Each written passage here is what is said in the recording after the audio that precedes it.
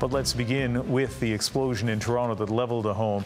We want to show you how bad the damage is. Debris from the explosion lies all around the surrounding area, on the road, in the trees, and on neighboring houses. Firefighters got the call at around 4:25 Eastern this afternoon. The house is about an hour's drive northeast of downtown Toronto. The CBC's Neil Herland is live on the scene for us, and police just held a news conference. Neil, what's the latest information?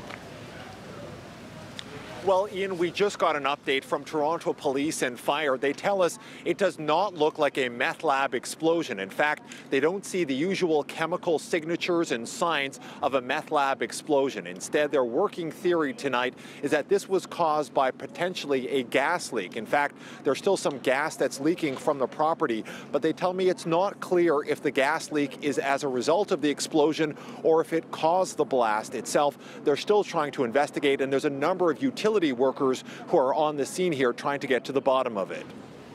The pictures I've seen, Neil, are extraordinary. It really speaks to the force of this explosion. And you've talked to some of the people in the area who can also describe just how forceful it was.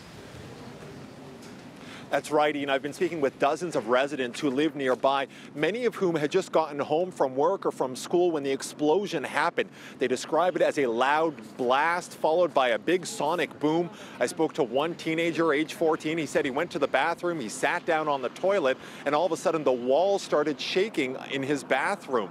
Other people thought it was some sort of car accident or a plane crash nearby. And when they exited their homes, there was debris that was falling from the sky, that yellow insulation foam that we're seeing in all that video. It started flying everywhere. In fact, my cameraman is wearing one of those fuzzy winter vests, and it got all over his sleeve. Little bits of insulation and foam were flying all over this neighborhood for the last few hours. There were windows that broke.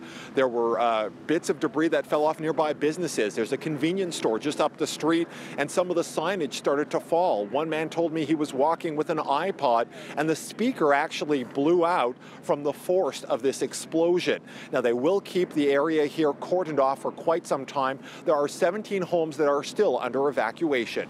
Ian.